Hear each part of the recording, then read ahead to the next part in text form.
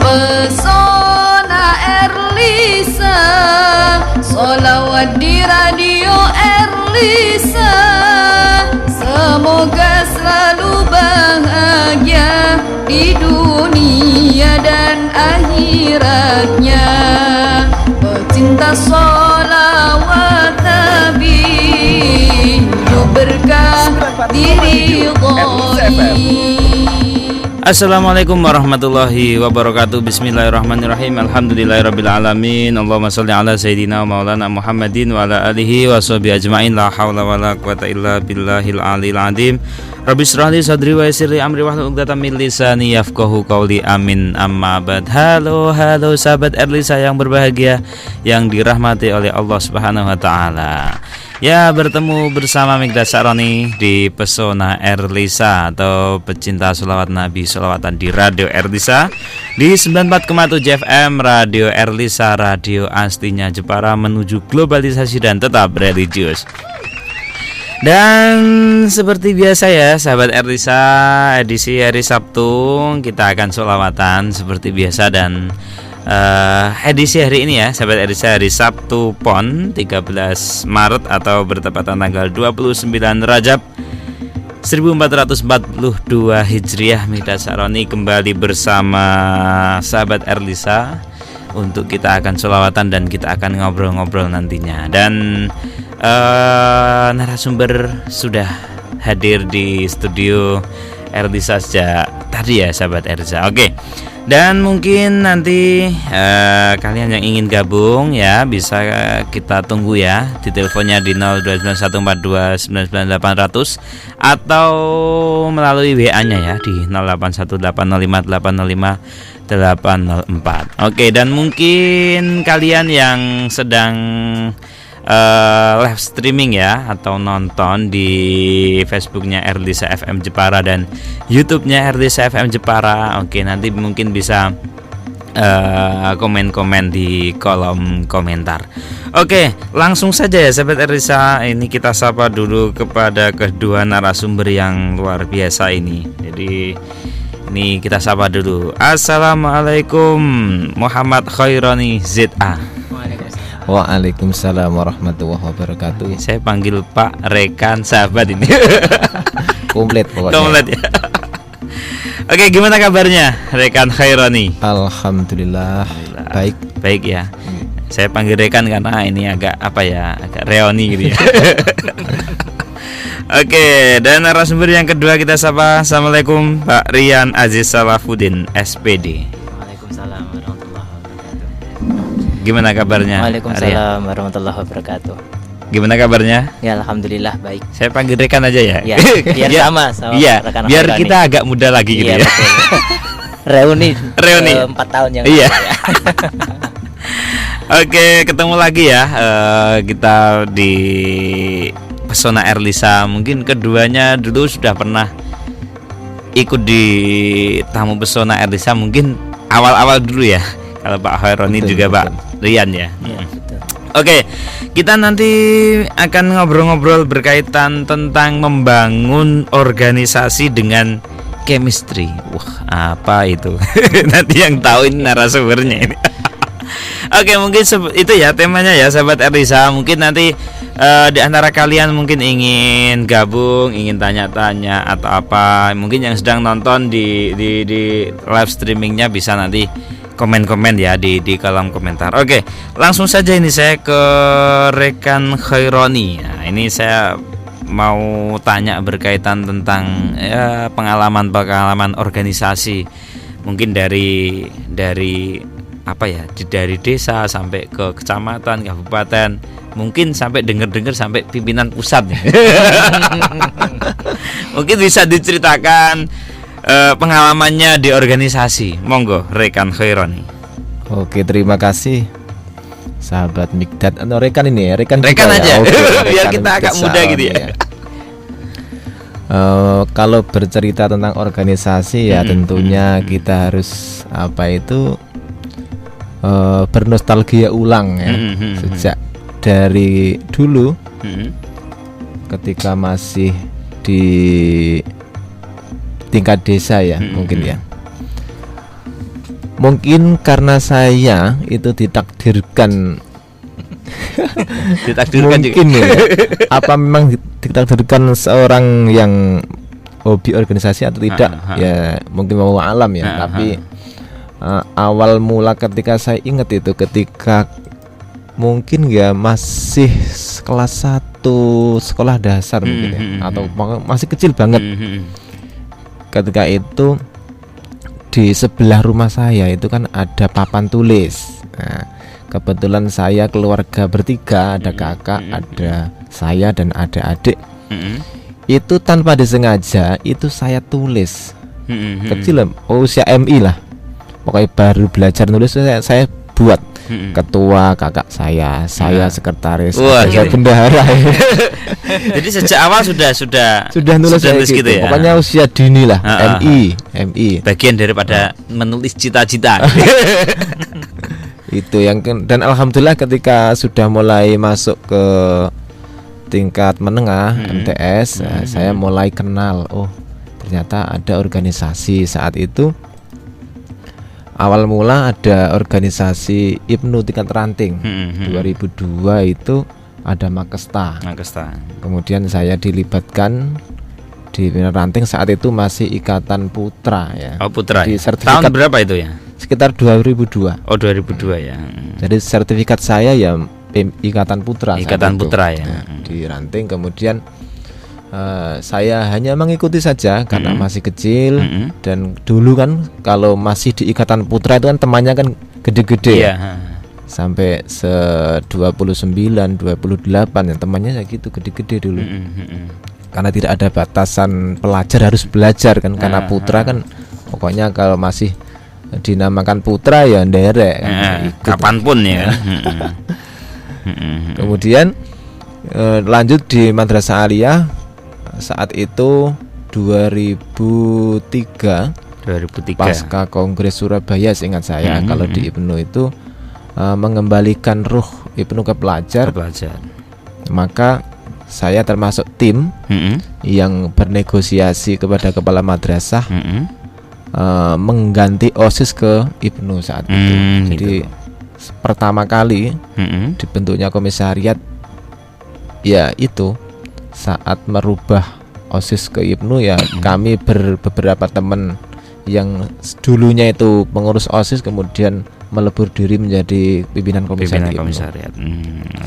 Di itu ya saya mulai pemahaman, oh ternyata begini organisasi. Kemudian mengikuti dan alhamdulillah lulus, kemudian berkhidmah lagi di ranting sampai 2 periode, kemudian di anak cabang 2 periode, sampai di pimpinan cabang 2 periode. Itu ya sampai 2016 terakhir ya. Bayangkan 2002 sampai 2016 ini berapa tahun? 10 tahun lebih lah. Ya cukup lama ya, cukup lama. Karena saking lamanya akhirnya timbul cintanya itu di IPNU dan IPPN gitu. Merasa memiliki, merasa punya, dan itu ternyata berguna di organisasi yang lain. Mungkin diterapkan di organisasi Taruna atau FKP atau yang lainnya. Jadi sekarang itu perjalanan dari IPNU ya. Sekarang aktif di diperoleh dari organisasi Ansor ya, naiknya Ansor. Oke, itu tadi perjalanan dari rekan Khaironi. Mungkin ke rekan Rian ya. Mungkin pastinya berbeda cerita dong. Kalau dulu Pak Roni itu nulis, mungkin ini apa ya? Mungkin beda ya. Gimana Pak Rian sendiri? Kalau tadi rekan Khaironi itu sejak dini ya, istilahnya beliaunya mengatakan ditakdirkan di organisasi. Kalau saya itu termasuk telat gitu. Telat kalau masuk di organisasi. Kok bisa telat gimana? Ya, karena saya itu masuk atau kenal organisasi itu justru ketika saya sudah lulus SMA. Oh gitu ya. Sudah kuliah 2 tahun itu baru kenal organisasi namanya IPNU. Kalau di SMA itu dulu ada yang namanya pramuka, tapi saya jarang aktif. Kalau kegiatannya ikut, tapi tidak ikut di kepengurusan. Jadi saya tuh ikutnya di IPNU pertama kali itu tanggal 29 Mei 29 tahun Mei 2009. Tercatat sekali.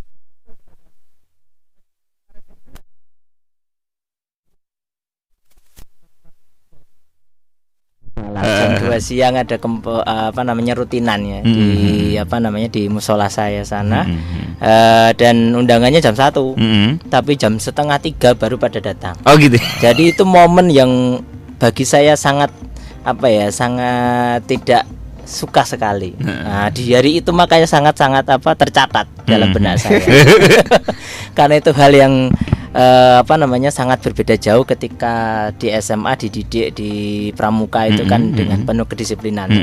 Jam 2 ya jam 2, telat ada push up dan sebagainya. Tapi itu undangan jam 1 tapi jam 2:30 baru pada datang. Jadi itu sangat membekas. Membekas ya. Ya, itu pertama kali saya ikut kegiatan di Ranting Ibnu Sekuro 1. Kemudian 2 tahun setelah itu saya ikut di kegiatan Lakmut ya di PAC Melonggo. Terus pada saat Lakmut itu sekaligus pemilihan ketua PAC dan innalillahi wa inna ilaihi rajiun, saya terpilih sebagai ketua gitu. Jadi udah tahu sama sekali tentang apa itu event nakes tiba-tiba langsung jadi ketua PAC. Ini bencana ini. Tapi alhamdulillah karena adanya chemistry ya yang akan menjadi tema besar kita pada sore hari ini antara saya dengan rekanita Nafis ya pada waktu itu. Alhamdulillah selama kurang lebih 2 tahun itu kita berjalan baik. Nah, dan kemudian dilanjutkan dengan rekan Khaironi tahun 2014. Sempat awal itu saya ragu jadi sekretarisnya rekan Khaironi itu. Pertama memang 2 tahun kurang lebih 1 tahun di cabang Angger Melu ya. Itu belum kenal rekan Khaironi. Gitu hanya ya? Sekedar kenal ikut ini Pak Khaironi gitu. Bang Tapi, Sri. Ya, betul. Terus setelah itu dirayu jadi sekretaris oleh rekan Husni pada waktu itu saya ragu. Aku kok ora kenal wong iku kepiye bahasane cara bahasa Jawanya begitu. Tapi alhamdulillah seiring dengan berjalannya waktu saya kenal beliaunya ngajar di MTS Al Faizin, saya di MTS Al Islah kan dekat itu ya. Jadi sering sekali main akhirnya terbangun chemistry-nya dan alhamdulillah berjalan baik ya Pak ya. Alhamdulillah bisa dikatakan husnul khotimah. Terus sekarang aktif di organisasi apa ini? Kalau mengaku ya saya di Ansor gitu. Oh gitu. Iya. Selama ini nggak mengaku ini ya? Itu gini, saya itu di Ansar tapi tidak begitu aktif. Oh gitu. Sampai akhir ini ya, kalaupun aktif itu di event-event tertentu, tidak bisa mengikuti kegiatan rutinannya, belum bisa mengikuti. Sudah tidak jadi dirijen abadi ini. Apa namanya? Ya agak sedikit kendur gitu. Nggak seperti dulu ya. Iya betul. Kalau dulu kan menjadi dirijen abadi ketika Ibnu juga. Iya.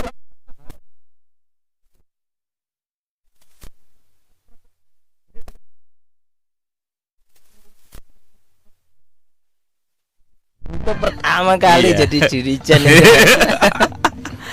Oke, itu ya. Jadi itu cerita ketika awal berorganisasi dari ranting, dari yang belum tahu Ibnu kalau rekan Rian tadi sampai sekarang aktif juga di organisasi. Oke, mungkin ini bahasan yang kedua ini. Mungkin tadi secara tema kan kita sudah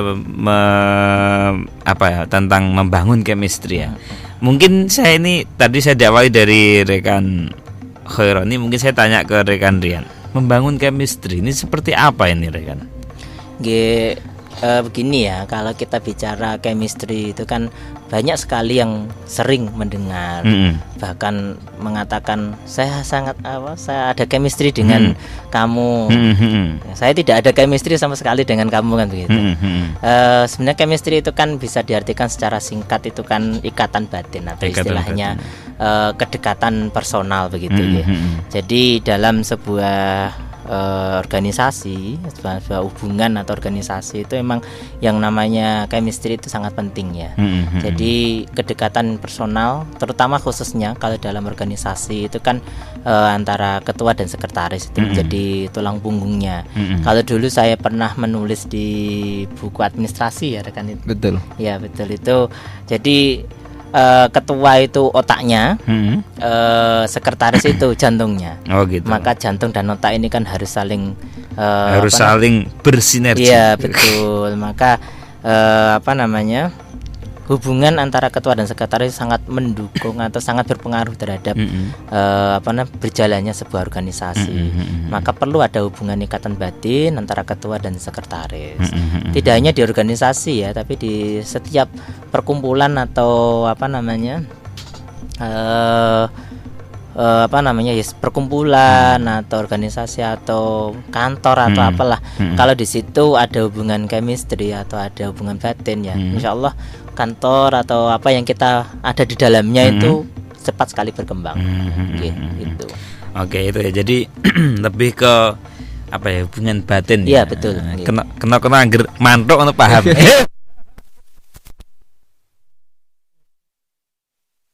Chemistry sendiri, memaknai chemistry seperti apa ini? Mungkin rekan Khaironi, monggo. Kalau saya ya pikiran saya itu memang standarnya chemistry ya hubungan yang erat antara pengurus, yang baik antara ketua dan sekretaris maupun dengan yang lain. Dan itu saya maknai ketua konseptor, kalau sekretaris eksekutor. Oh gitu ya. Jadi ide-ide saya itu saya sampaikan kepada rekan-rekan atau pengurus, kemudian saya tuntun, tidak hanya saya pasrahkan, tapi betul-betul saya kawal. Ini konsepnya seperti ini, tolong ditulis seperti ini. Enggak bisa nanti saya yang nulis, kamu yang nata gitu. Jadi beberapa karya mungkin ada panduan komisariat maupun sekretariat administrasi ya.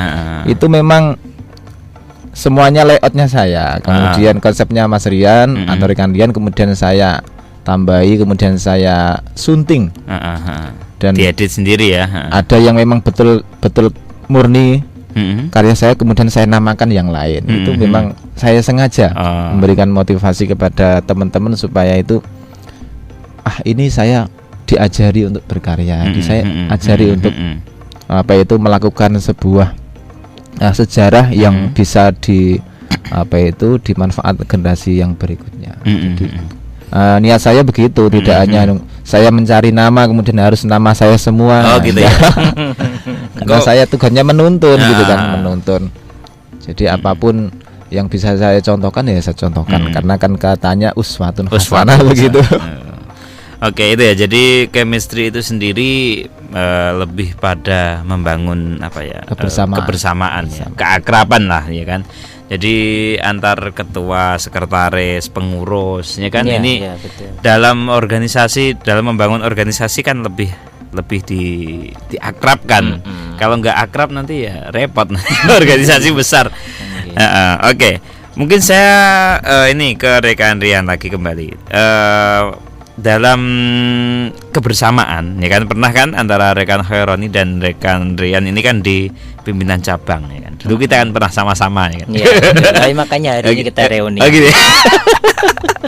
Mungkin nanti ngiri yang lainnya. Reuni terbatas. Nanti di Kucingan sana kita reuni.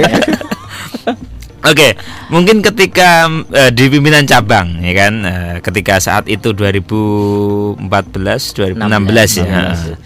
Dalam organisasi ketika itu bisa terbangun baik, hubungan antar pengurus dan sebagainya ini bisa klop, ketua dengan sekretaris ini sejalan, antara konseptor dan eksekutor ya kan. Nah, ini kan jadi enggak yang satu ke utara, yang satu ke selatan kan enggak ya kan, karena antara konseptor dan eksekutor ini sejalan ya kan. Nah, ini mungkin rekan Rian mungkin bisa memberikan satu ketika pengalaman di cabang ketika itu akrab ketua dan sekretaris, ketua ngekon, sekretaris langsung jalan kan gitu ya kan. Enggak terus ketua ngekon, sekretaris ingkos ya. Mungkin bisa diceritakan dia rekan Rian, monggo. Iya, tadi sudah disinggung oleh rekan Khaironi. Jadi salah satunya itu kenapa saya begitu nyaman menjadi sekretaris dari rekan Khaironi itu ya karena memang sifatnya yang tidak menonjolkan diri sendiri. Artinya tadi sudah dicontohkan ketika membuat satu karya itu tidak langsung beliaunya yang dijadikan sebagai penulis, silai pinjam nama rekan yang lain kan begitu.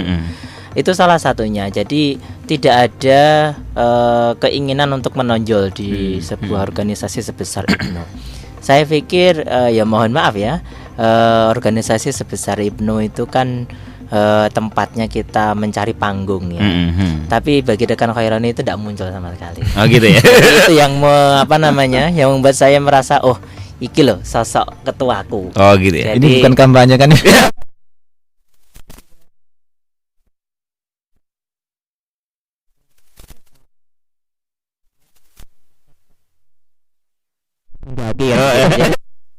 Iya. Jadi ini betul-betul ya. Ini tidak jujur ini tidak ada motif kampanye sama gitu ya.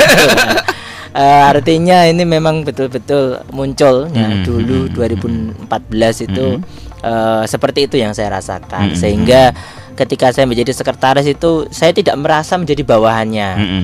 Ya kita bekerja itu ya rekan kerja begitu. Artinya beliaunya ngakon memerintah itu tidak memerintah, tapi ayo gitu. Ayo gitu. Nah, misalkan membuat buku administrasi, ayo bikin buku administrasi, bukan iki tolong buatkan buku administrasi gitu, bukan, tapi ayo gitu. Bahasa ayo itulah yang membuat kita sebagai bawahan ya, dalam struktural kan tapi kita bawahan ya, itu Eksekutor. itu tidak merasa menjadi bawahan.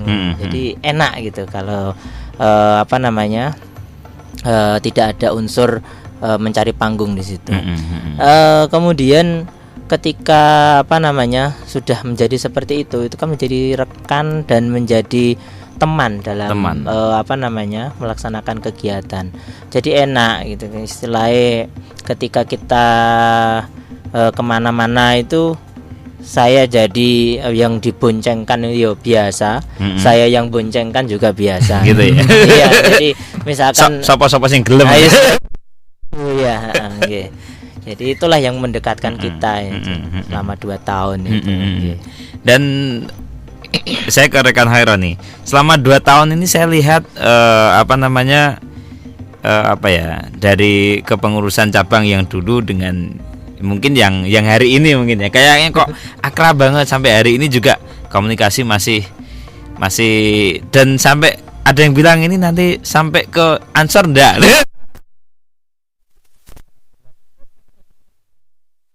Seperti itu gimana rekan Khaironi, mungkin kok sampai se-chemistry itu, seakrab itu seperti apa? Ya pada intinya memang tidak hanya Mas Rian ya, tidak hanya rekan Rian ya, karena siapapun yang pernah menjadi bagian dari pengurus, kemudian gitu kita dekat, ya kita jalin silaturahim dan komunikasi itu berlanjut. Tidak hanya Mas Rian ini ya. Jadi Mas Miktot juga kan berlanjut. Berlanjut terus ya. Dan saudara kan tidak ada mantan ya. Jadi kapanpun dimanapun ketika kita sering ketemu, saling sapa ya kita ketemu saja, kita saling sapa saja karena kita masih dan insya Allah selamanya kita bersaudara gitu.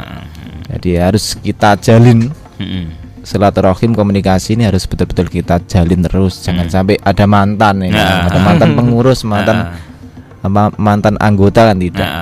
Selamanya tetap saudara. Oke, saya kembali ke rekan Rian. Ini mungkin dulu kan ketika ikut di IPNU ya kan, lihat seperti ini sehingga sampai jadi ketua ya kan. Oh iya. Padahal anti dan sebagainya. Mungkin dan saya dengar kan sekarang jadi pembina ya, walaupun diranting ya. Mungkin ini bisa disampaikan pesan kepada mungkin pengalaman yang dulu pernah dijalankan, terus sekarang menjadi pembina kan. Nah, ini yang disampaikan mungkin pesan-pesan kepada generasi yang sekarang mungkin bukan sampai ke cabang dulu ya. Dari pembina yang bawah dulu, yang tingkatan ranting itu mungkin bisa diceritakan rekan. Ini bukan bukan teori ya, tapi ini praktek. Artinya selama kurang lebih 2 tahun itu yang membangun atau yang memunculkan chemistry antar pengurus di cabang pada waktu itu ya, ada satu memang kuncinya, yaitu sering kumpul. Ya, itu adalah kunci terbangunnya sebuah chemistry. Ketika chemistry sudah terbangun, maka organisasi, ada masalah apapun dalam organisasi itu mudah untuk menyelesaikan. Jadi ya resep utamanya sering kumpul. Dulu itu kan kita bangun malam minggu. Oh, iya. Malam minggu jomblonya. Iya. Kita di pojok sana ya. Kak 51. Dan alhamdulillah pada waktu itu kan jomblo semua. Jadi tidak ada yang iri. Karena enak. Jadi tiap malam minggu kumpul ya kan, membahas apa isu-isu terhangat ya mungkin ya. Betul. Jadi seringnya kumpul itulah menjadikan keakraban itu ya. Saking akrabnya, sekretaris ngaken ketua itu selain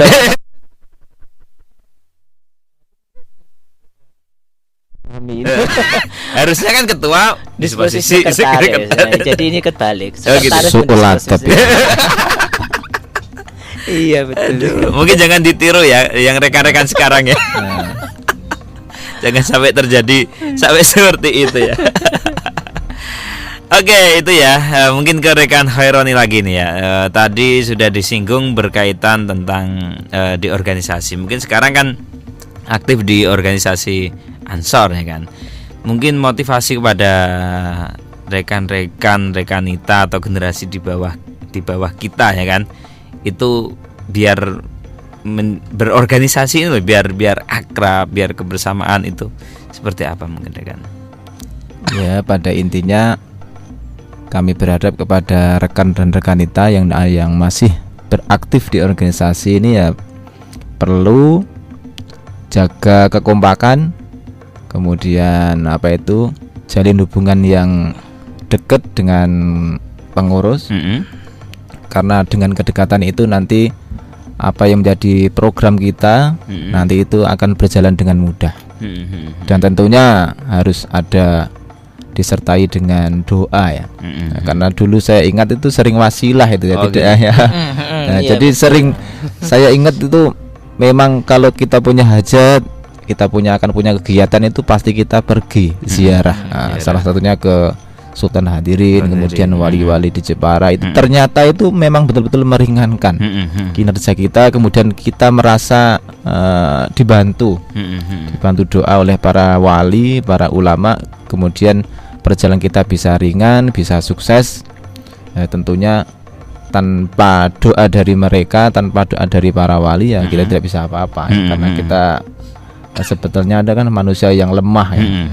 Jadi itu yang menjadi kita itu merasa butuh, tidak kemudian merasa bisa sendiri, kemudian nanti kita menjadi mandiri sombong.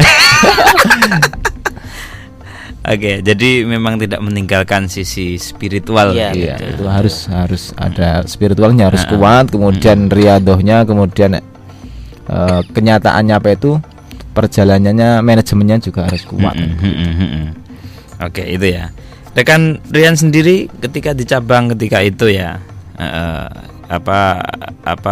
tadi kan ada doa dan sebagainya. Mungkin ketika saat itu kita saat itu kan sama-sama akrab, kemana-mana, sampai kegiatan itu ya bareng-bareng ya. Mungkin bisa disampaikan pesan kepada generasi sekarang ini. Jadi kan rekan Khaironi sudah, mungkin rekan Rian ya kurang lebihnya sama ya. Jadi memang dalam organisasi itu ya tadi apa yang disampaikan oleh rekan Khaironi ya memang seperti itu. Artinya memang selain usaha lahir ya ada usaha batin begitu. Dan kalau saya pribadi ketika waktu itu di cabang ada satu yang istilahnya mendorong saya untuk lebih ingin mendalami lagi itu IPENU.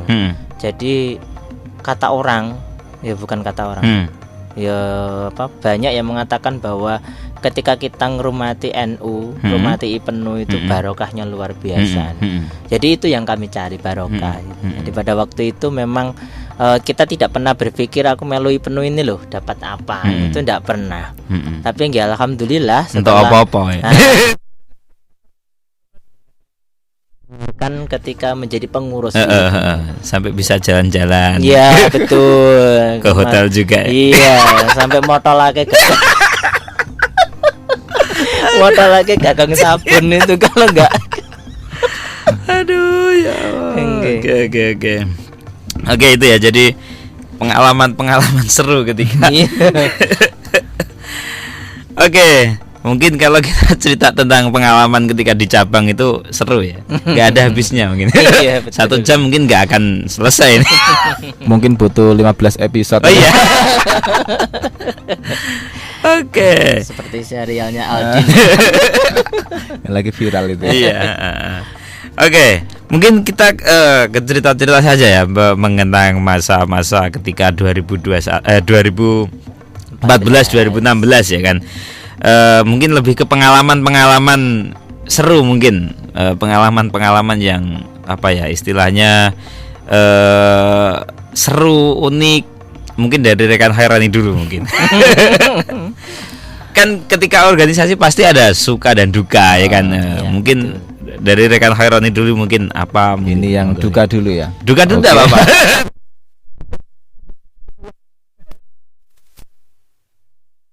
Perjalanan yang sangat sangat terkenang bagi kita semuanya, utamanya yang berproses di IPNU pasti punya kisah baik suka maupun duka ya.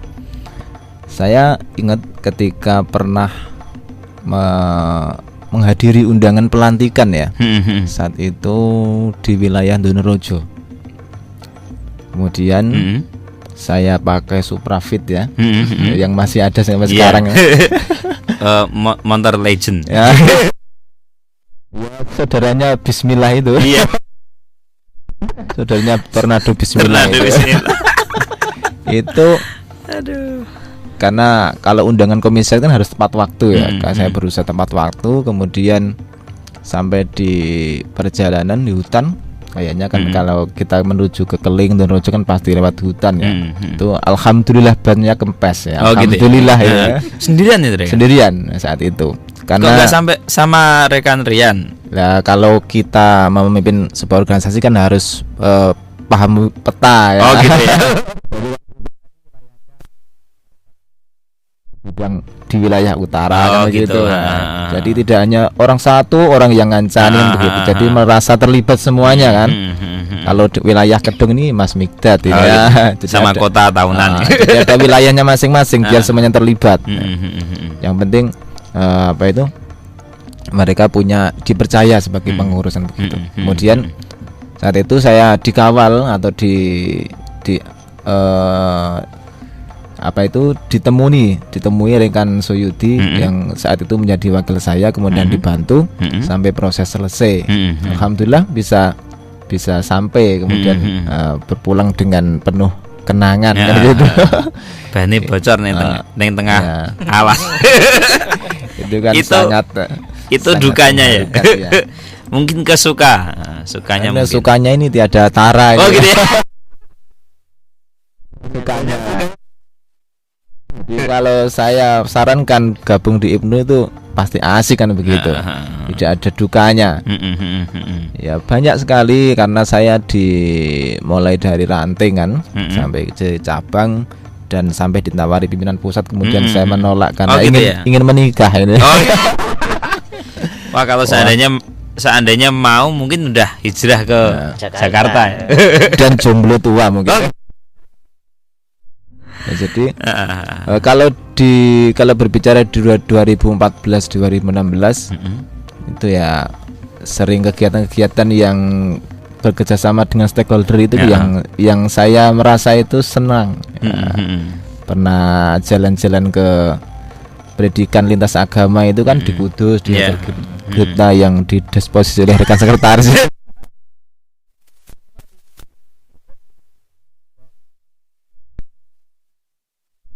karena dia sekretaris yang lobby yang tahu informasi karena saya kan saya berangkat sana kan begitu kan. Yang dia yang mencari link kemudian kondo Pak aku ra iso sengen waki.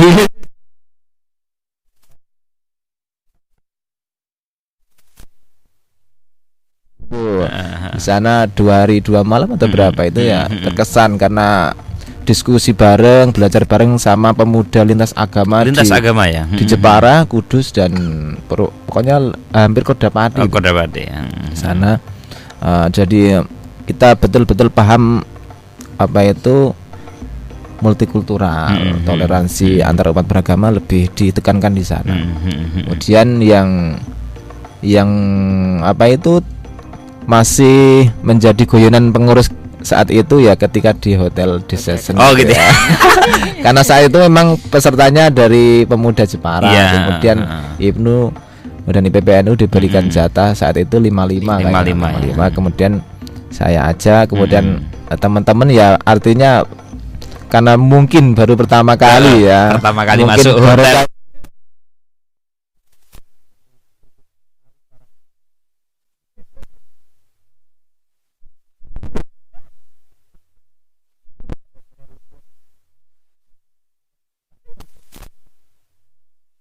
Asik sekali ya. Dan itu tidak diperoleh ketika tidak di Ibnu begitu karena Ibnu dapat jatah kemudian kita bisa belajar di sana. Itu juga kayaknya multikultural juga ya. Lanjutan dari Kudus itu. Tapi untuk wilayah Jepara. Alhamdulillah saya bisa mengajak rekan dan rekanita di Jepara untuk sekedar share kemudian mencari pengalaman dan ilmu yang tentunya sangat seru itu sangat seru. Iya. Jadi mungkin ya Mas Rian atau Mas Mikdad ini juga punya cerita yang lucu kan itu. Nanti biar diceritakan sama rekan Rian aja. Dan yang paling mengenang juga itu ketika dipercaya membuka apa itu Jepara Ocean Park COP itu kan sangat luar biasa. Ibnu dapat kepercayaan membuka acara COP ya bersama Pak Gubernur. Itu kan luar biasa. Masuknya aja dulu kan wah mahal, ternyata kita dapat tiket gratis. Bisa dan bawa bareng-bareng ya kan, banyak ya kan. Banyak bawa teman 20 orang dulu. Kan sangat bersejarah ya. Mungkin di sejarah COP juga tercatat di sana. Ada fotonya yang penting. Ada videonya juga ya. Oke, itu ya pengalaman suka duka dari rekan Khair. Mungkin ke rekan Rian mungkin. Pastinya ceritanya beda pasti. Ya hampir mirip tapi pasti punya cerita yang mungkin mengarah ke kongres tidur.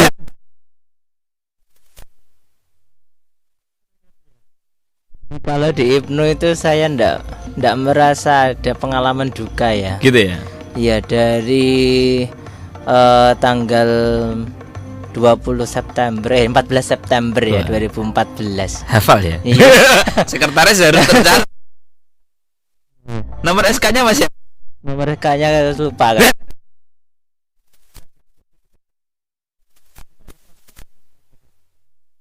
Sejak tanggal itu sampai kelihatannya bulan Oktober kelihatannya. Itu saya kok ndak lihat atau nggak mengalami pengalaman duka sama sekali. Lebih banyak senangnya. Artinya tadi yang diceritakan oleh rekan Khaironi ya seperti itu memang. Kemudian ada lagi yang pengalaman yang sama.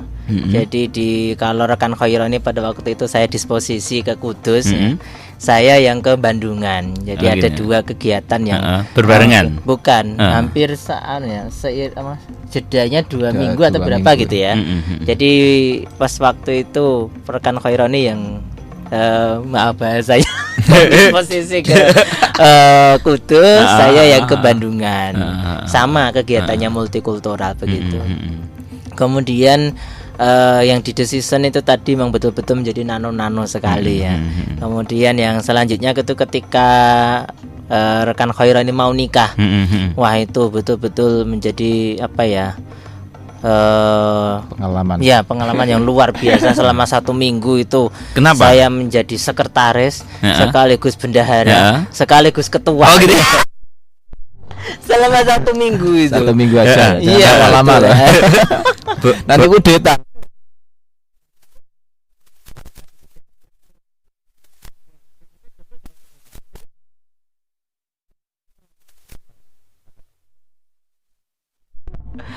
Iya. Itu pengalaman suka atau duka ketika menjadi ketua sekretaris bendara itu? Ya bisa dikatakan suka, bisa dikatakan kalau duka enggak mungkin enggak ya karena apa namanya lebih banyak merintah malah waktu itu enak. Jadi iya. Jadi pada waktu itu langsung menjabat jadi ketua sekretaris bendara dalam waktu 1 minggu. Wah itu pengalaman yang luar biasa. Orang geruwong jadi. Harus mengatur jadwal ya. Kemudian mendapat disposisi siapa. Ini siapa nanti yang berangkat. Repotnya kalau ketua disposisi sekretaris itu. Ketika itu masa cuti ya berarti ya? Iya. 1 minggu ya. Gak mau diganggu gugat pokoknya. Oke, itu pengalaman seru. Ya. Mungkin yang duka mungkin hampir gak ada, pasti gak ada. Gak ada duka. Saya itu kalau pengalaman yang sakit hati ya bahasanya, atau yang duka itu jarang sekali saya ingat-ingat. Gitu ya.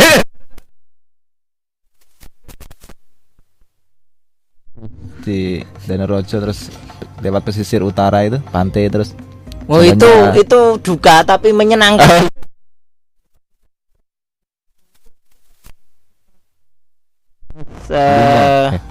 Tidak di MTS Bumiharjo bersama Sri Kandinya Bumiharjo itu ya, rekanita Lilis itu.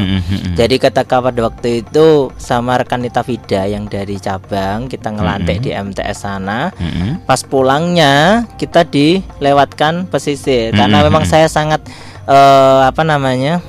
penasaran ya betul, penasaran dengan yang namanya pantai Sekelor, pantai mana lagi yang satu itu saya penasaran gitu kan. Akhirnya dibawa ke sana. Terus saya ketika sampai di pantai Sekelor itu, saya ngelihat ada semacam lokasi yang bagus begitu. Itu lokasinya mana nanti? Terus diantar sama rekanita Lilis. Saya boncengan sama rekanita Vida waktu itu. Ya mohon maaf ya. Ini karena terpaksa emang menjadi. Kalau enggak terpaksa enggak mungkin saya boncengkan itu yang namanya Vida. Saru kalau anak boncengake cawe itu saru. Tapi karena terpaksa ya wallahu alam hukum kuti sepurot ini Gusti Allah. Kemudian kita dilewatkan pesisir. Seharusnya ada jalan gitu kan, jalan yang biasa itu, tapi karena kita ingin sing cepet tok ngendi lewat mana gitu kan. Akhirnya kita lewat pesisir.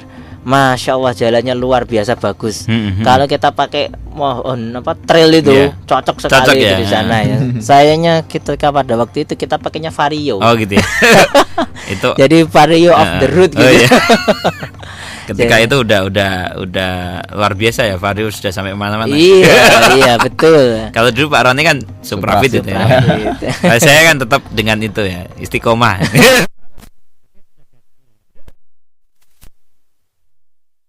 Ya betul. Jadi pada waktu itu lewat off the road itu ya, lewat pantai dari Sekelor ke mana ya, kok saya lupa itu. Itu memang luar biasa pengalamannya, bagus sekali pemandangannya. Kemudian bergelombang gitu kan pantainya, kadang ya jatuh, kadang sehingga rekanita Vida itu saya tinggal. Saya terus suruh jalan begitu, ditunggu rekanita Lilis di seberang gitu. Ya udah kita sampai di, kalau nggak salah tuh pantai mana sih ya, saya lupa itu pantainya namanya. Nanti di Facebook ada itu.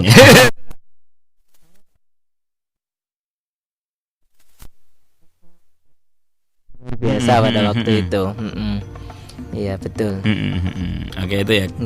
Kenangan suka dan duka ketika di organisasi IPNU, dan itu sehingga bisa menjadikan satu membangun organisasi ini dengan chemistry, dengan keakraban, dengan hubungan batin dan sebagainya, sehingga organisasi jalannya ini bisa dinamis dan ing tembe mburine husnul khotimah.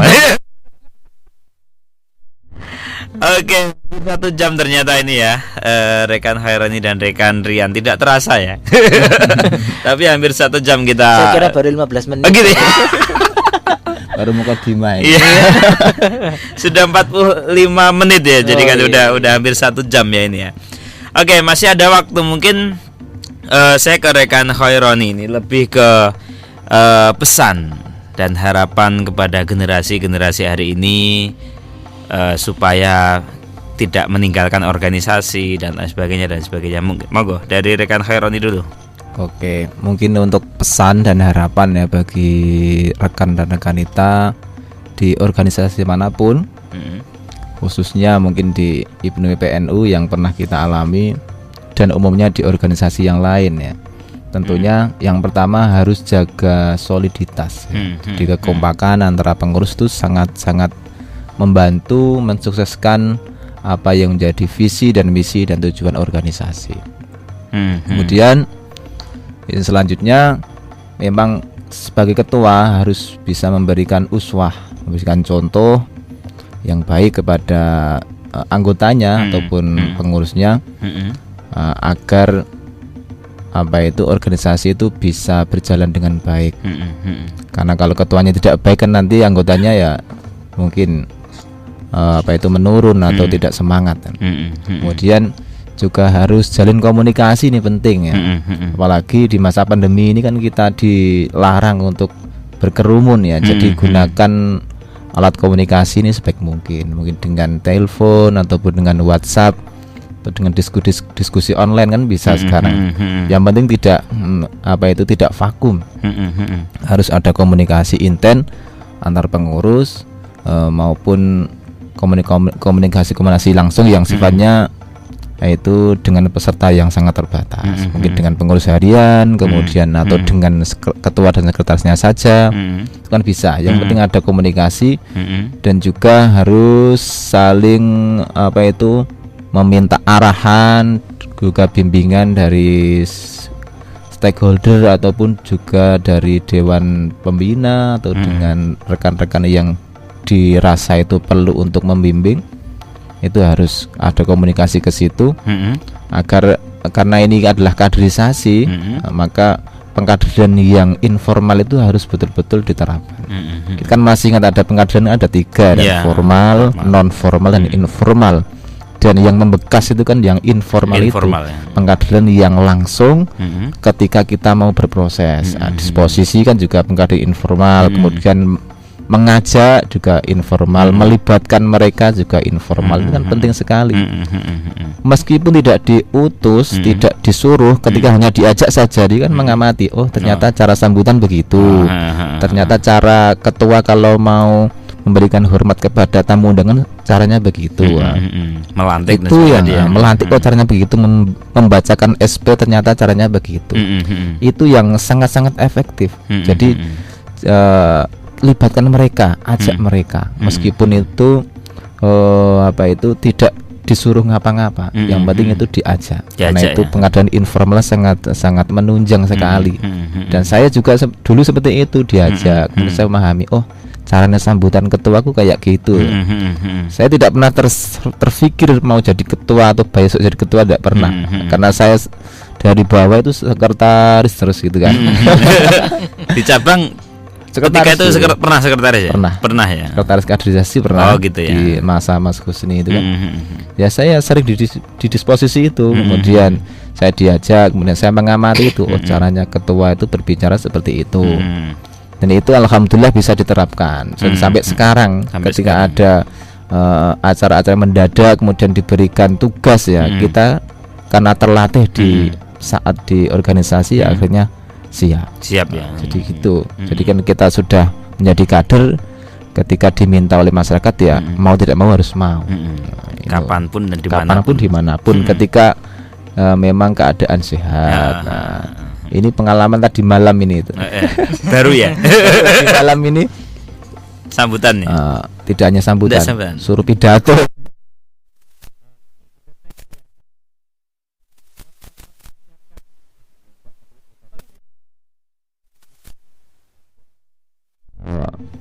Motivasi bagi ranting yang baru bangkit. Kemudian saat itu mendadak ketua kurang enak badan, kemudian saya ditelepon itu habis maghrib. Saya juga posisi lagi saya banget kan, karena riwa-riwi Kemudian saya mau istirahat, pokoknya malam ini saya istirahat, tidak mau kerja. Jadi kan malam saya kerja desain itu kan.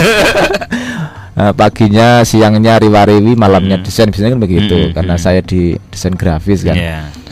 Pokoknya saya mau free gitu kan. Kemudian saya istirahat sejenak, kemudian telepon dari ketua PAC Ansor Kembang itu kan. Kang, jenengan mangke dalu makili kula. Acara nopo? Acara memberikan motivasi. Wah, ini kan saya ini kok. Tapi ya saya ingat kembali, oh saya ini kader ya. Saya ini pernah ditempa di organisasi yang sangat lama, jadi saya harus siap. Akhirnya saya tidak banyak bicara, insya Allah siap. Gitu ya. Jadi akhirnya saya mencari materi ya, karena berbicara apalagi di usia Ansor yang multi usia kan, banyak yang sampai ada yang selevel kiai ternyata. Udah tua. Ya kan di ranting kan multi usia, jadi saya harus berbicara bagaimana, kemudian yang saya sampaikan apa, kemudian saya persiapkan kurang lebih 5 menit 10 menit ya. Akhirnya saya berangkat, alhamdulillah bisa berjalan dengan baik. Itu karena kita pernah berproses, dan proses itu kita jalani dan kita tekuni dengan dilibatkan maupun melibatkan, sehingga kita itu betul-betul bisa siap kapanpun dan dimanapun. Jadi mendadak ya siap. Pesannya bagi para kader ya, siapkan bekal sebanyak mungkin, karena kita adalah generasi yang besok akan menjadi seorang pemimpin. Jadi tidak perlu besok jadi apa, tapi yang penting kita siapkan dulu kan gitu. Jadi itu jadi apa bukan tujuan, tapi kita mempersiapkan itu adalah hal yang paling penting bagi seorang kader. Lebih kader Nahdlatul Ulama ini kan. Itu kan juga pesan PBNU gitu ya. Itu mungkin pesan saya. Oke, terima kasih dari rekan Khaironi. Rekan Rian sekarang mungkin bisa menyampaikan pesan dan harapan motivasi kepada generasi-generasi hari ini. Semoga. Kalau rekan Khaironi tadi berbicara kan seperti itu karena beliaunya pernah menjadi ketua. Sekretaris nih. Berbicara sebagai jadi ketika saya di Ibnu, apalagi di PC Ibnu Jepara, itu betul-betul mendidik saya untuk menjadi orang yang tertata. Karena sekretaris itu kan tugasnya menata jadwal. Jadi sampai hari ini tuh saya apapun itu ya terjadwal, tertata begitu. Jadi terkonsep, terencana. Ya, kalau melaksanakan kegiatan apapun kalau tanpa konsep itu seperti gerambyang. Jadi apapun yang saya lakukan hari ini semuanya itu tertata. Ketika saya di madrasah hari ini, kalau melihat hal-hal yang sifatnya kurang tertata itu koyo apa ya, ingin saya lakukan sendiri gitu loh. Oh gitu ya. Saya ingin tak eksekusi sendiri gitu. Jadi karena terbiasa jadi eksekutor. Iya, lali dari kepala ya. Jadi saya itu apa-apa terjadwal sekali. Jam sekian misalkan di sini, jam sekian segini ya itu jadwalnya. Dan apa namanya? Itu seolah-olah membuat saya itu menjadi lebih enak untuk melaksanakan segala sesuatunya. Kalau sudah terkonsep, tertata itu enak itu untuk melaksanakan. Jadi kalau hari ini rekan dan rekanita atau semuanya saja pendengar Erlisa, bahwa ketika kita ingin hidup lebih baik ke depannya, ya kita tata hari ini. Apapun yang ingin kita dapatkan, kita raih ke depan, ya kita tata apa yang menjadi syarat untuk mendapatkan apa yang kita inginkan itu. Kalau rekan Khaironi tadi istilahnya adalah mempersiapkan dari diri kita sendiri untuk kedepannya untuk dapat apa, itu tidak usah dipikir. Kalau katanya rekan Khaironi. Tapi kalau bagi saya, tentukan tujuan, tata hari ini. Jadi kalau saya begitu. Tapi kalau kita hanya sekedar menata, ya tidak jalan. Maka tadi kita padukan dengan rekan Khaironi. Ditata, kemudian laksanakan. Ora usah didelok iku hasilnya untuk sepiro, ndak usah. Kita tentukan tujuannya, tapi tidak perlu istilahnya apa gitu? Target. Nah, Target. moyo worone itu lo nggak usah. Kejar target. Ya, nggak usah sampai kejar target. Misalkan kita ingin sampai Jepara, Mm-mm. kita tata, kita bawa vario, misalkan varionya kita rumah dan sebagainya. Yeah. Kalau emang bensinnya hanya sampai di Kuasen, ya sudah kita Kuasen. terima itu. Yang penting kita menata itu. Nah, tapi kalau kita tata terlebih awal, kita siapkan lebih awal, saya pikir kita akan lihat, bensin saya kalau mau ke Jepara butuhnya 2 liter misalkan, ya kita akan menyiapkan 2 liter gitu. Enak kalau hidup tertata itu enak. Maka kalau saya lihat orang yang tidak begitu tertata apalagi dalam hal administrasi itu kayak gimana ya? Kayak kurang pas gitu loh. Gitu ya. Maka saya ingin tak eksekusi gitu. Gitu ya.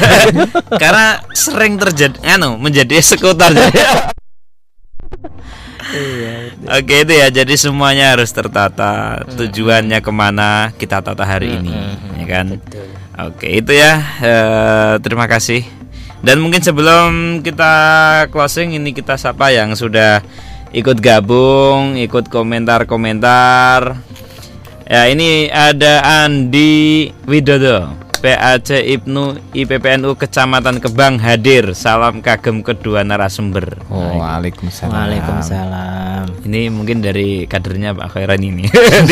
Kader Ibnu. Kader itu ya. Terus ini ada dari Syalif Ar-Rosid, hadir dari PAC Kembang. Oke. Terus ini juga ada dari siapa ini? Oh, Zakaria Ansari, Pak yang ini. Ini pembina kita. Pembina. Rak mengakak. Terima kasih Pak Yang. Terus ini ada juga dari Muhammad Nasruddin Latif. Mantap rekan Rian dan rekan Khaironi. Ini mungkin dari teman ya juga ini. Oh iya, ini kader Ansar Melonggo ini. Oh gitu, Ya, Pak betul. Nasruddin. Ya, Pak sahabat Nasruddin. Sahabat ya. Instruktur ini ya. Ya, calon instruktur. Oh, instruktur cabang ya. Ya. Oke, itu ya. Dan makasih yang sudah ikut gabung juga di WhatsApp-nya, yang juga sudah memberikan jempol dan juga like, memberikan love-nya juga. Terima kasih. Dan saya ucapkan sekali lagi terima kasih pada dua narasumber, pada rekan Khaironi dan rekan Rian sudah menjadi tamu di Pesona Erlisa. Sudah kita ngobrol-ngobrol untuk berdiskusi, membahas tentang ilmu, motivasi dan sebagainya. Dan mungkin jangan kapok ya. Kapan-kapan kita reuni lagi.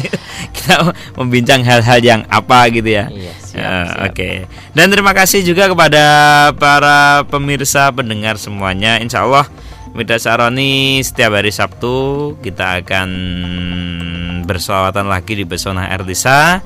Dan Midas Aroni harus pamit undur diri dan mohon maaf, kurang dan lebihnya kami mohon maaf. Wassalamualaikum wallahul muwaffiq ila aqwamit thoriq. Wassalamualaikum warahmatullahi wabarakatuh. Erlisa